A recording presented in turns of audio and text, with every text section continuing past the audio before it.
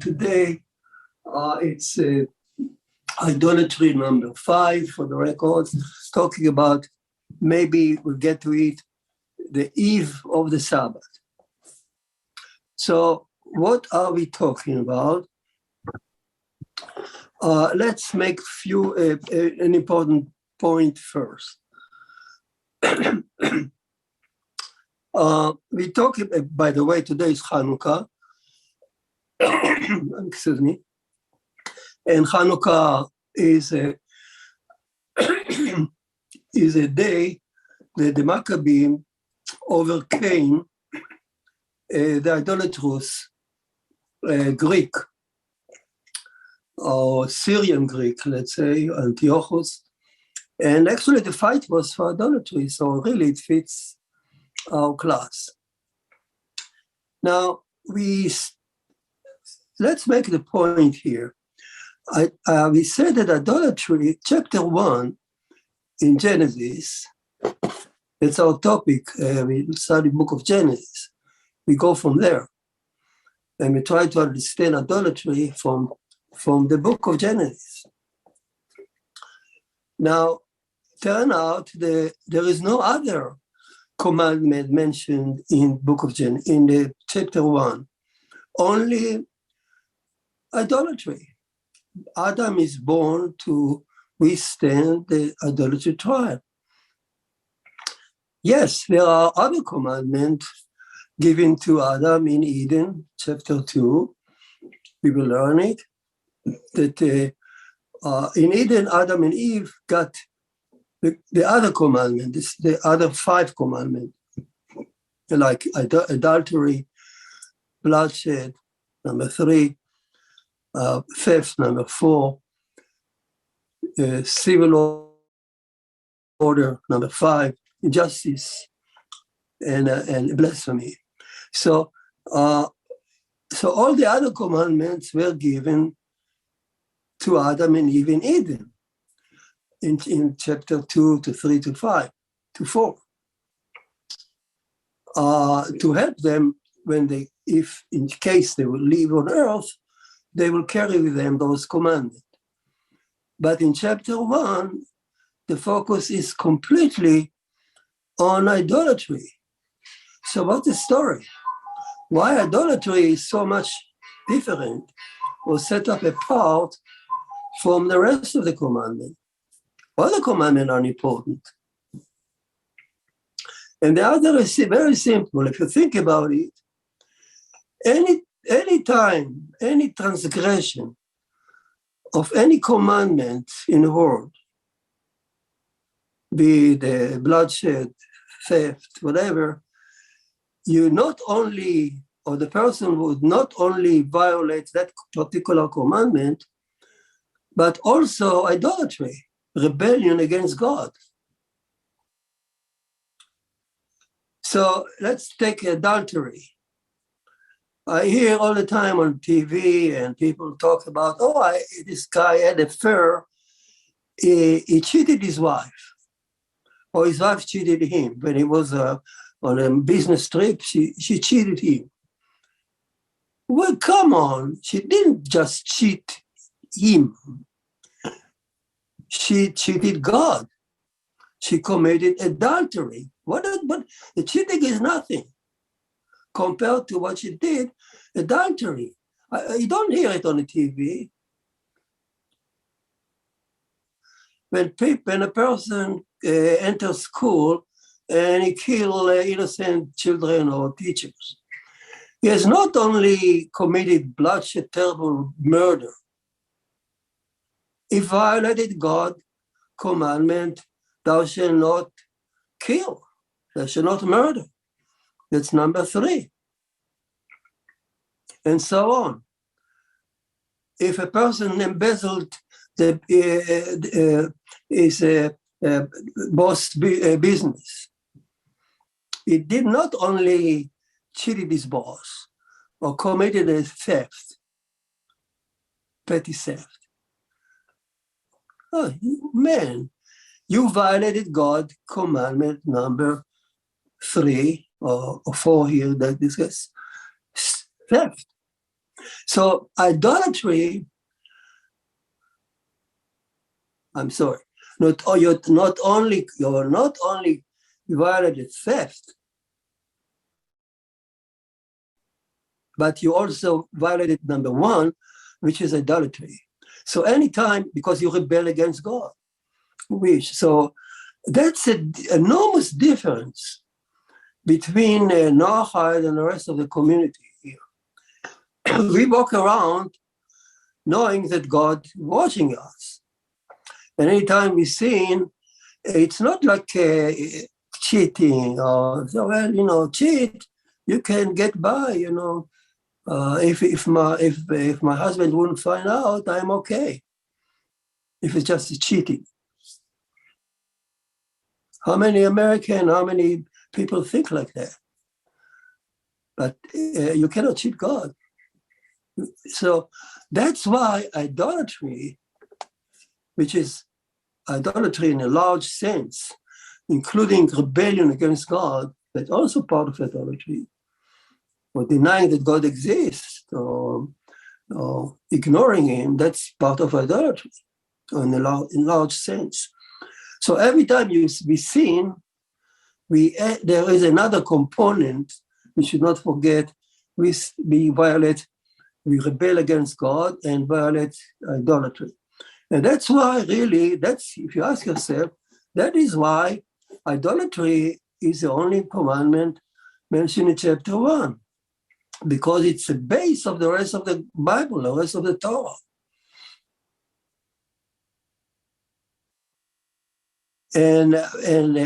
So regardless whatever other sins we do, the major component of that, man or woman, you didn't listen to God. So that's why idolatry is so paramount. And while we talk here about chapter 1 in idolatry, let me make some reflection to you here, making a pause in our course, and I want to make a point. I know what people might say. I have an experience in that.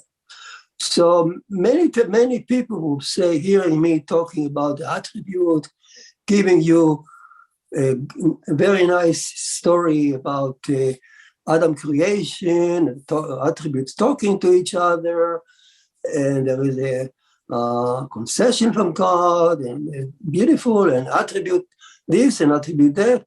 It sounds nice,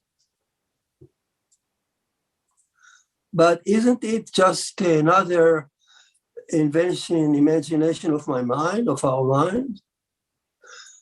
So,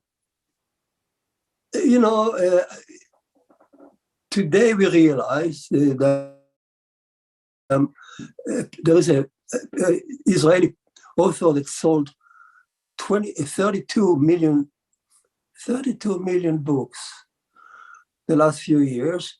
But the basic premise of that book is that, and I quote to you, that all the stories that we hear, communism, fascism, capitalism, Nazism, including religion, it's just an imagination of our mind. The Homo sapiens is very good in solving problems by offering solutions, theories. We are freaked human beings facing a terrible nature, all kind of situation, and to alleviate our frustration, we invent all kind of stories. Among them, invent God. We believe that by pleasing God, we can overcome or alleviate or control the outcome of our life. We can change. We have some control on our life if we apply some supernatural forces. So all that, he says, it's just clearly imagination of our mind. So he quote all the other isms that I mentioned, including religion, and he pushed throw to the trash all the religion as a mythical story, as not this imaginary story. And in fact, if you read Freud actually described religion as just the mass neurosis from the same reason. Primitive men suffered from fear, from all the unknown, so invented God. And in fact, several years ago, I remember before a convention, that was an occasion I can kind of stuck to my mind. A young student who appreciated from Chattanooga, he happened to be, and he was there, and he heard my presentation about the creation of Adam, and he came to me later on, and he said, "Isn't it just another story that mankind invented? Are you sure? Is there any evidence that it's true?" And he continued on, he said, "Man," he said, tell me, everyone knows today that Moses actually didn't exist.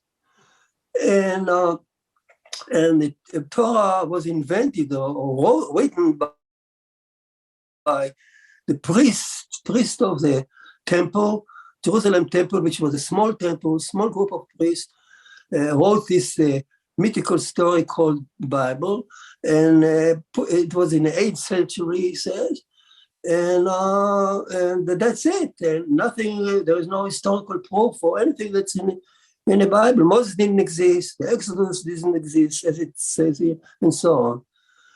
And he asked me, "Do you have any response to that?" And in fact, I remember that I was actually kind of stunned a little bit. I was actually speechless, kind of. I could answer him. He was a very sincere man. I couldn't just discard him. He looked to me to an answer, and I thought to myself, what can I tell him? Should I quote to him what the Rambam says? Let's say the Rambam hang all our faith, he says. Rambam says that we believe in the Bible because our parents told us that, and our parents heard from their parents, and then from their parents until Sinai. And in Sinai, there were 600 people saw the revelation, and you cannot cheat 600,000 people. And if they say that there was a revelation, then it was. And that's why I believe in the truthfulness of the Bible. That's what the Rambam says. Just that. And that was my teachers told us in the high school. And he quoted the Rambam, and Abarbanel and others that follow the Rambam.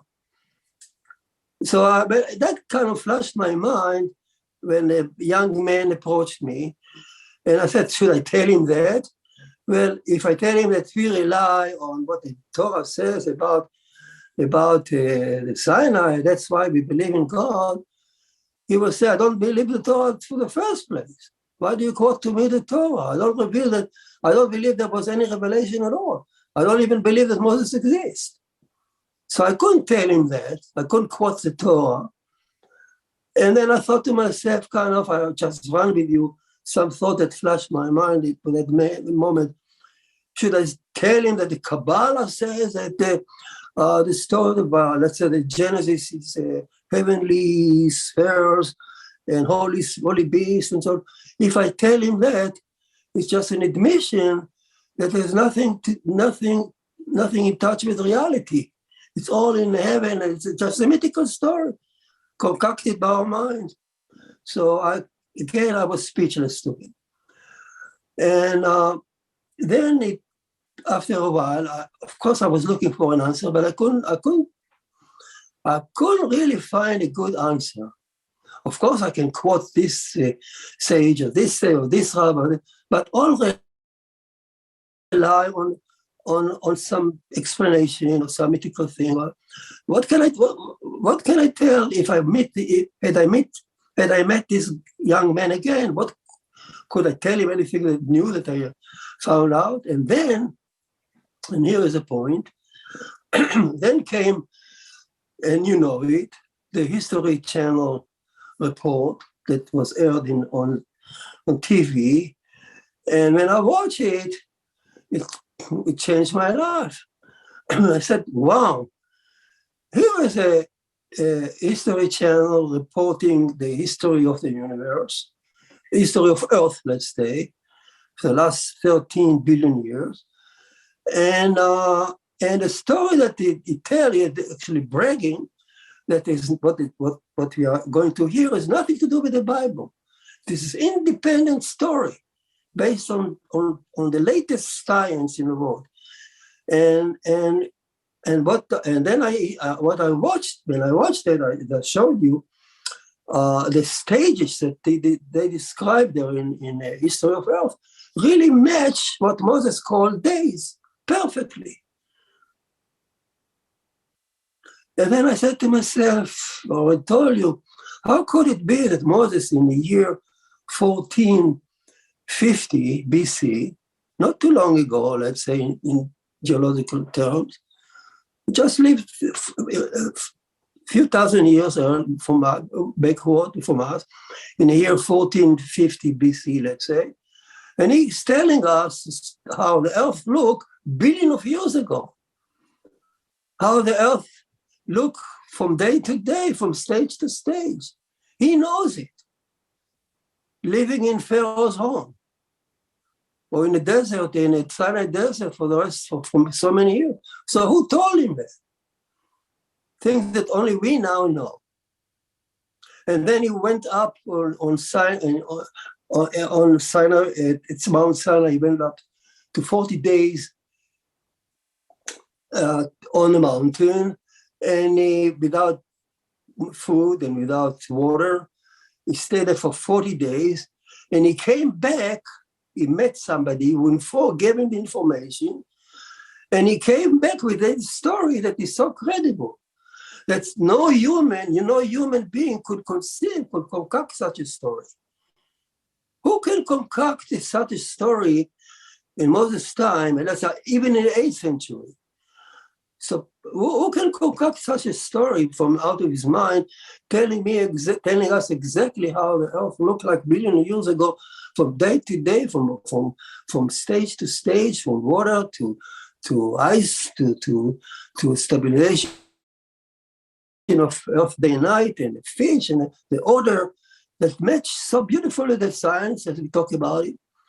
And then I realized it's a miracle in our hand, and it's really now I can answer him. If I met this young man, and he would ask me the same question: do you have scientific proof that the Torah is true, or the revelation, or the story that he tells us is true? And I said, I give him happily the videos, and I say, watch, compare, and see for yourself. So if Moses' story is so credible about the 6-day creation, that's the point I want to say, then it must be also true with the story about the drama, the heavenly drama that he described in our creation. It cannot be just a concoction of his sick mind, or false news, or false belief of a primitive person. He tells us a story. If he is so credible about the 6th day, he must be also credible about the attribute and the dialogue and what happened in our creation. That's the point I want to say. So it's a nice story. It's a fascinating story that we hear now about Adam creation, how Moses described what happened, why we are here. And it is a credible story. It is not only important, but really a true story. We have no choice but to believe in it. So what does Moses say in short about, we already talked about it, so let's sum up what Moses says. And again, one more point before I go to that. Another thing that struck me also, that when I watched the History Channel, is realizing Why? We are the first generation ever that able to do this, to verify, to say that I don't just believe in the Bible. Believe in me. I don't believe blindly in God. I have no choice but to realize this is a truth. It's a huge difference. It's not a blind truth, a blind belief. It's knowledge. I know that the story is true, and that's why I must also deduct that what he's telling us about God is also true.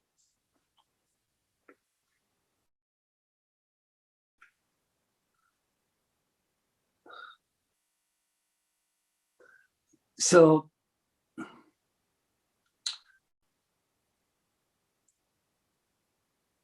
going back to, so the question is, why us?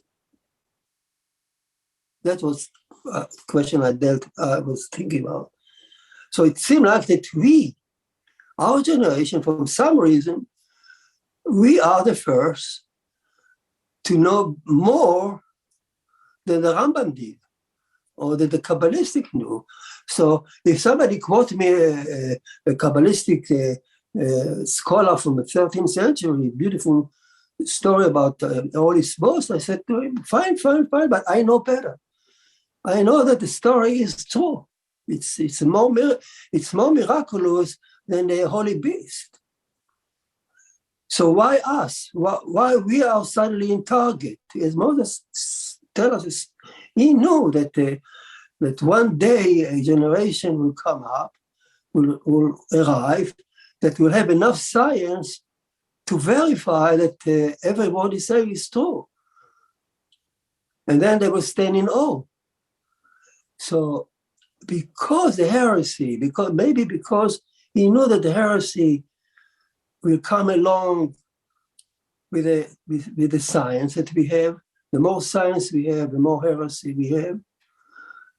And we are in danger. And this is, maybe we need to believe in the Bible, or to know that the Bible is true. We need to believe in a stronger way. We need to realize. So we are, because we are more in danger. That's what I thought. Because we are more in danger because of our science, we can easily eliminate humankind from face of the earth. We can make Adam extinct easily today, more than ever before. And that's because of our science. And that's why, as if Moses knew that, and he sent us a message for the generation. You, in the 21st century, so since you already know that I'm telling you the truth, and this because of your science, and I know that your science has evolved to such a level that you can understand what I'm saying. So you be careful, listen to what I'm saying. Otherwise, you will be extinct. So that's perhaps the message that kind of in my mind when I think about it. Because there is some point here that we, with our science, are the one who discover the truthfulness of his word. At the same time, we are more in danger than the previous generation. So it goes together. So in that case, we need to pay very good attention to everybody says, because it can save our lives, literally. Mankind life, not personally and as a species. So let's sum up what Moses is telling us about the attribute. I'm just going over the main thing. So Moses is actually saying, not in that order, but that's what he's saying, that in the past, God, or Elohim, created other universes before ours. Rashi said it, the Midrash said it. but all those universes that he created before ended up with a termination, because anytime Elohim put an intelligent creature with free will and bad inclination, and let the creature roam around, free will to do whatever he wants, well, it ended up with this bad verdict, and Elohim eliminated. So he created and eliminated many universes before, each time for another reason, but basically all of them failed. That's what the Midrash says. This time Elohim created the universe differently. This time he wished the universe to end up in a good term, and so that he can enter the Sabbath, another day that he doesn't control. It's a day controlled by another attribute. But he wishes to be there. Deeply, if you think about it, there is a notion here that just judgment want to end up and to leave the room for mercy to control. So I can say that the judgment long to finish his job and let mercy reign. That's one way to say it. Another way, the Torah way to say it, with Elohim, which is an attribute of judgment, long to see and not to see the Sabbath, which is reign, which is controlled by YHVH, the merciful, full of compassion, love, joy, and so on. So he wants to abstain from his work, abstain from judgment, and enter the Sabbath. He never rests. He wants to abstain. That's the meaning of the Sabbath. So this universe was created differently. But it's not up to Elohim to do that. It's not, Elohim never feel mercy, compassion, and judgment. So he created Adam. Now, Adam, I'm kind of sum up what we're talking, maybe in different aspects. So Adam, this time, Adam is that creature, intelligent creature that he always put in the past in the universe. In this universe, we are that creature. He wants us to be not just good as any other universe or any other creature. He wants us to be very good. Very good means that eligible to go with him into the Sabbath. So how can he accomplish that? How can he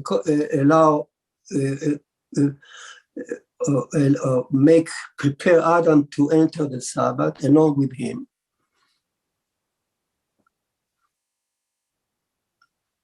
You cannot plant mercy and compassion in Adam heart. In order to win. So in order to enter the next day, Adam needs to be able to support in it, to live in it. So Adam needs to show mercy and compassion and forgiveness in this universe while he's still here, so that he will be qualified to enter the Sabbath. He needs to be very good in this universe, so he can support the next day and then enter it. Otherwise, if he fail, he is not eligible to enter the Sabbath, because always Elohim, even in the previous day, at the junction of the days, Elohim always judge if creatures are eligible to enter the next day or not. If not, they were eliminated. Here in our case, it's the same way, same thing. If you don't qualify to enter the Sabbath, he will eliminate not only us, but the entire universe. So Adam needs to be very good, not just good. And he needs to feel, to prepare himself in this universe to enter the Sabbath. So how could Elohim do that, so to speak? Well, you can ask me, Elohim is all powerful. There is anything he cannot do? The answer is simple. There are things that he abstained from doing. There are things that is not his cup of tea, let's say.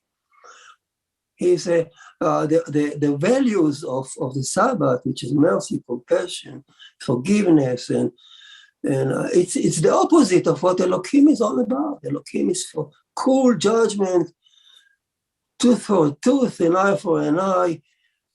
You suffer pain, you cause pain, you suffer pain, you kill and be killed, you eat and be eaten. That's another feature. Another feature. Just is full of judgment. He's just and even fair. He gave all the creatures he created, all everything they need. But it's a cool world. It's the world of the 6 days of the evolution. There's no mercy, compassion there. It's beautiful. It's full of wisdom. But it's a cool day. And it's lack of the value of the Sabbath. Absolutely. Nothing there in the 6 days have anything to do with the Sabbath. So how can he prepare Adam in this universe to enter the Sabbath? So there is only one way. He approached, Moses says, he made some concessions. Elohim took several concessions to make it happening. That's beautiful. So first of all, he stopped of being harsh and cruel as he was before. Not cruel, harsh and meticulous and precise as he was before. He stopped of being supreme judge. He stepped down from his pedestal. All that happened on Friday afternoon, just before the Sabbath, just before he decided to make Adam. So he stepped down after a long 6 days. He stepped down from the high pedestal of supreme judge and start talking in plural. Instead of giving command, Elohim always talk rule by the command. Let it be grass, let it be trees, let it be let the luminaries shine, whatever be seen. He gave order and things might happen. Nobody objected him. He consulted no one. He asked nobody opinion. He's Elohim. He's a supreme judge. He knows everything. He creates for judgment. Doesn't need to ask anyone opinion. And nobody dared to violate his word. And this Elohim is still around somewhere, but he changed his rule when he made there in order to make us, to allow us to win. And he relinquished his harshness, authority, stepped down and started to talk in plural. Let us make Adam, as if consulting, asking other opinion. Let us, you and me, he talked to the people in the room, to the entity in the room in chapter 1. Each one of them, he says, let us together, come on, let's make Adam. He never done it before. Is a king who consults, a democratic king, from a supreme ruler or dictatorship. He descended to become a king. Obviously, when Adam lives under such alleviated or ameliorated rule, since we live now under Elohim who listen to opinion, who actually have a patience for us, and he can listen to our, he doesn't right away eliminate us by any sign of rebellion.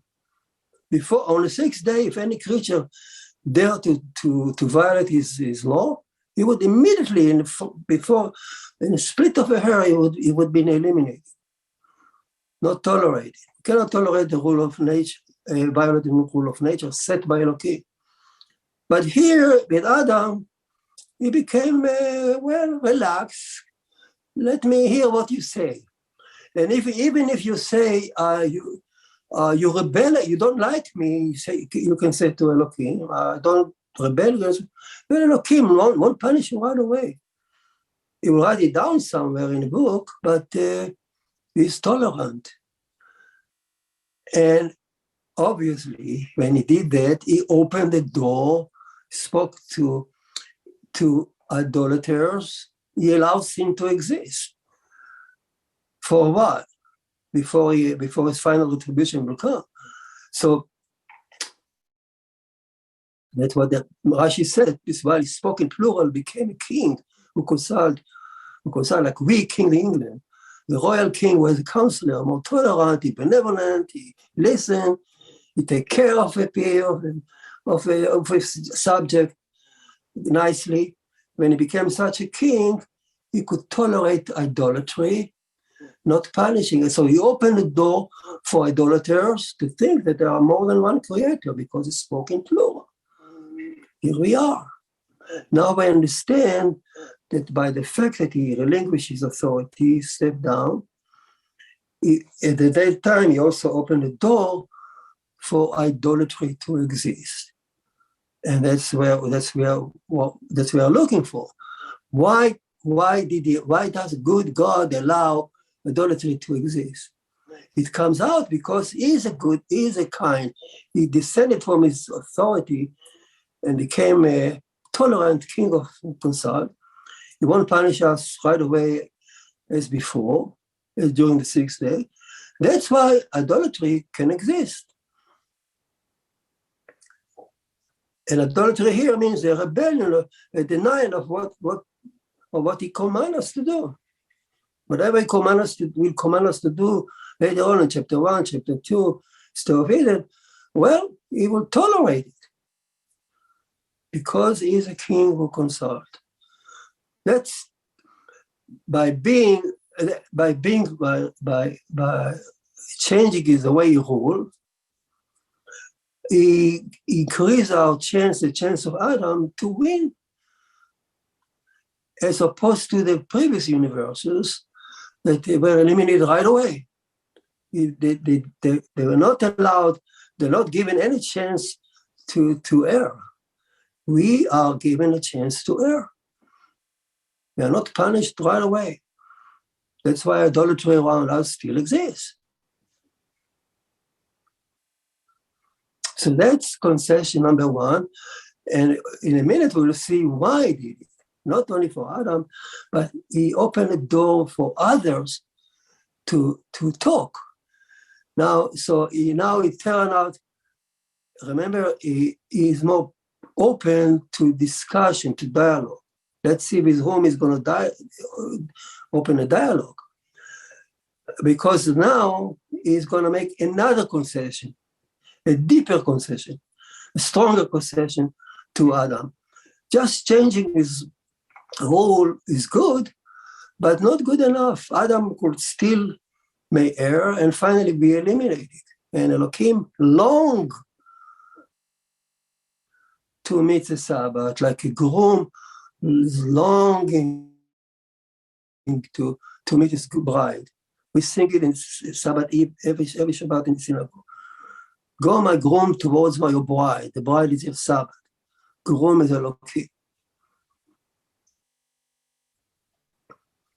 So he longs to see. It comes out from the verse. The verse says that Elohim ended the 6 days. He says the word Torah, Moses selected the word ended. He could have said finished, but he didn't say in Hebrew. But he said he used another word, kala.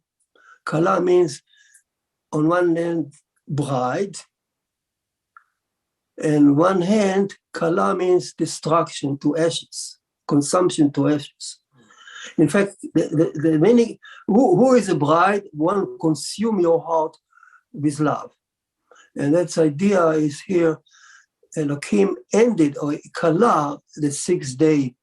But kala means, there is a hint there, the Talmud says, that kala is also the bride, that he longs to see. His heart is consumed with love to see.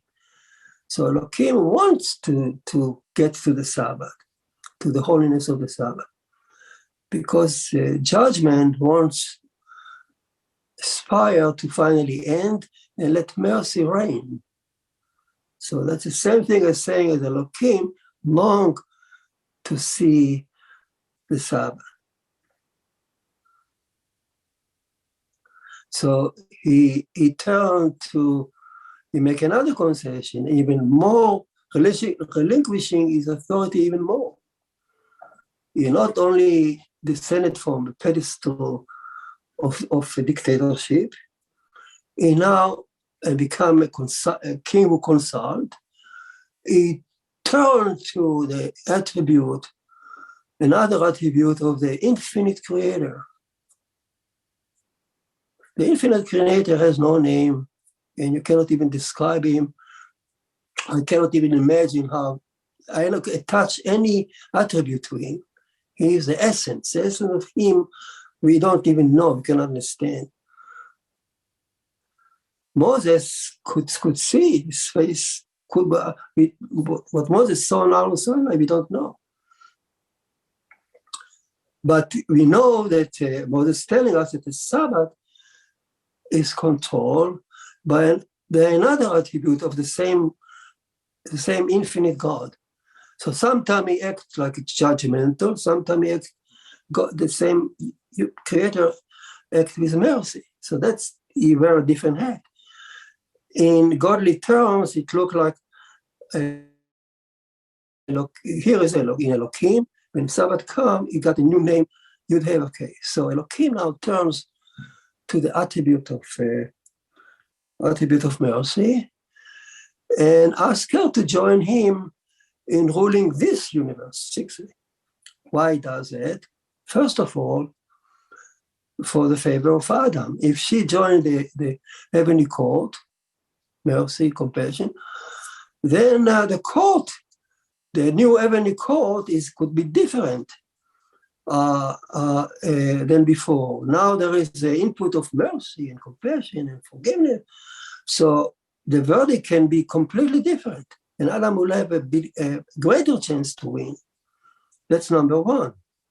Number two, by joining him in this universe and creating Adam together, okay, now Adam will have a room in his heart whereby she can dwell. Because by making Adam together, it means that we are built in such a way that we can perceive mercy, compassion, and forgiveness, things that other creatures behind us could never see. They are blind, they are colorblind to that. We have the room, but the job is entirely ours. We need to prepare ourselves while living in this universe. We need to value the Sabbath, the value of YHVH. We need to incorporate it into our heart, into our mind, so that when time will come, we'll find judgment come. Judgment day come, end of the day come, will be found very good, deemed very good, and we enter the Sabbath. Because the judgment is done always at the end of the day. If you can support another day, you go on. So if you can support the Sabbath, because we already prepare ourselves on this day to live in the Sabbath, then Elohim will abstain from work He will declare that we are very good. He will enter himself in Sabbath, means he abstain from more work, from doing more creation, and he will give the reign to the YHVH. And we, Adam, and the entire universe actually will enter that beautiful universe called the Sabbath.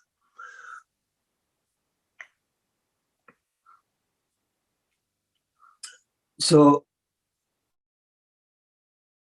this was another concession of God of Elohim to Adam. A major concession, because now we understand why he became a king who consult, who listen. Because is in such capacity as a king who consult, who sit there in heavenly court, he open to dialogue. Elohim himself now is open to himself to dialogue. During the sixth day, he was not open to any dialogue. He was not seeking any dialogue, and he was looking for any dialogue. But by stepping down, becoming a king who consult, he also changed the environment for us, but he also set up the ground for the new heavenly court where he can sit. What do they do? The heavenly court, in the heavenly court, the attribute conducted dialogue between them. Every case that comes to God, under which we are now live, there is discussion in the heavenly court. How the judge says, or the angel that helps the judge bring all the accusation there. And the court listens to the accusation. So first the truth, the absolute truth that I be from Elohim's side. Nothing but the truth. But then Elohim turn around and say, well, I'm here to listen to what do you say? Do you have any input? Because Elohim is now a king who consult, who listen. And she can say, well, I think this guy deserves our mercy, compassion, because A, B, C, D, E. Let him give him a chance. So the essence of God, he listened to that dialogue, and he's the one who finally, the arbiter, he's the one who finally issued the final verdict. So the two attributes now act like two defense in the prosecutor. Yeah, they turn out to be, with the new heavenly court, Elohim is now rendered to so to speak, to the position of a prosecutor, and she is now rendered into the position of a defense, and the arbiter is the essence. How do you, and it's not my mind. You see it in Noah before the flood. You see the two attributes in the text. I don't know how people cannot see it. It's so obviously the two attributes. YHVH said her opinion, Elohim said his opinion, and finally the essence, I am, and the language is so stark. Finally the verdict come out, yes, I hear the two of you, and there will be a flood, and Noah will be saved. So the arbiter is always now to the essence of the God. So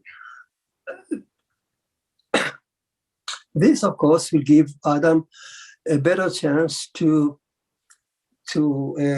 win, but Adam has to find faith in a merciful one in order to defend him. If he is evil and she hates him because he commit things that she hates, like being cruel, independent, nothing to do with the law, cruel, stabbing people in the back, speaking bad mouth, sexual promiscuity, things that she hates, like Sodom and Gomorrah. typical. So you can turn your defense to huge prosecutor. If she's angered, she joined the Elohim together. It's like two swords playing against us. Then it's the end. That's a flood. It's the end of everything. You don't want that. But normally, she will seek a point to help to defend you. So that fascinating story is told by Moses, who spent time on the mountain. He came out with this. He wrote it in chapter 1. And we have no choice but to believe in it and to spread, to act like this, to spread the news of everyone. You violate the law, you also violate idolatry. And a point here that I cannot finish the class without this. I have a few more minutes. Turn out that for Noahide, and meaning for mankind, and also including Israel, by the way, the most precious, the most important day of the week, the most sacred moment on the week is not the Sabbath, but the transition between Friday and Sabbath. That's the little span of time that we talk about, that everything happened. The last part of the 6th day before the Sabbath, everything we said about until now, creation of Adam, Elohim descended from his throne and became a king who consults. Elohim judges. Elohim invited the merciful one to enter. The Shekhinah entered our world. The Shekhinah created with Elohim the new heavenly court for us to move to the Sabbath, to help us move to the Sabbath. All these beautiful points and more are all crystallized, concise in that moment.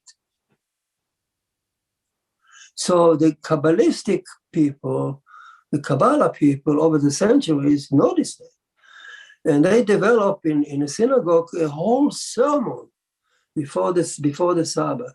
We sing many songs, and we say the Song of King Solomon, full of love there, and everything. If you look carefully, what they wrote, including the famous song, "Go My Groom Towards My Bride," everything. The whole sermon is dedicated to this idea that I just told you, went over with you.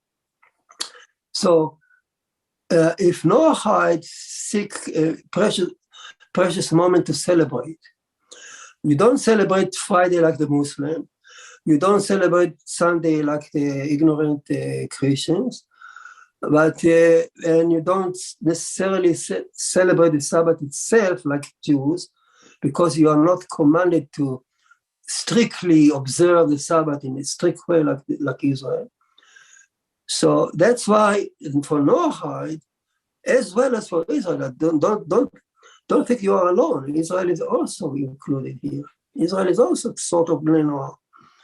So for mankind, the most precious moment is that transition of Friday to the Saturday. That's the time that we should convene, pray, meditate, think about creation, think about the whole chapter 1, everything I told you, even more. I just scratched the surface, but there's more and more as more deep and deep, you get more and more.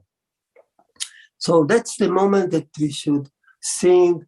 We try to implement it in our conventions. I remember in Dallas, we conducted few conventions that we have those days, a sermon on particular sermon, Kabbalat Shabbat, welcoming the Shabbat. And I remember in those conventions, people thought that we just imitate the Israel singing Kabbalat Shabbat, but that's not the case. I try to spread the idea that we are focusing here on the importance of Genesis chapter 1, on everything, creation of Adam, of the judgment, of end of day judgment, to be very good. What does it mean to be very good? All this idea that we mentioned here, that Adam is born to escort Elohim to the Sabbath. Can you imagine that we are born to escort the groom to the bride? What a beautiful description. You see, Elohim needs an escort. By himself, he won't go there. Without us, he will never get to the Sabbath. We are doing Elohim something that he would never do. Do you understand what I'm saying? The most powerful entity in the universe, Elohim, need us to escort him to the Sabbath, because by himself he won't go there.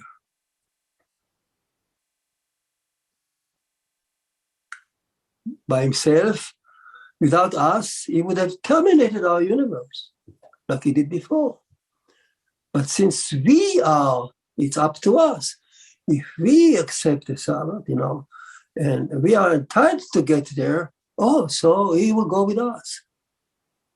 The shy groom, so to speak, to meet his beautiful bride in Sabbath. So we escort, Lechadodi, go my groom toward your bride, and we will go with you. That's what the song say. In fact, we will escort you.